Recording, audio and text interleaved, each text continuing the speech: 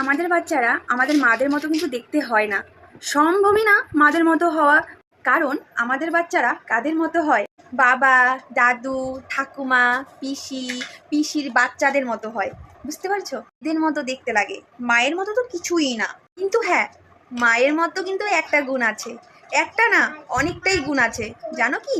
খারাপ গুণগুলো। বাচ্চাদের যে খারাপ গুণগুলো সব মায়ের, সেগুলো আবার ঠাকুরদা, ঠাকুমা, পিসি, বাবাদের মতো না। বাচ্চাদের যে খারাপ গুণগুলো সবটাই মায়ের থেকে পেয়েছে। ভালো গুণগুলো ঠাকুমা, ঠাকুরদাদা, বাবা, পিসি এগুলোর থেকে পেয়েছে। আমাদের মায়েদের কোনো দামই নেই, তাই না? না, আমরা তো এমনি এমনি বাচ্চা, মানে বাচ্চা মানুষ করেছি, তাই না?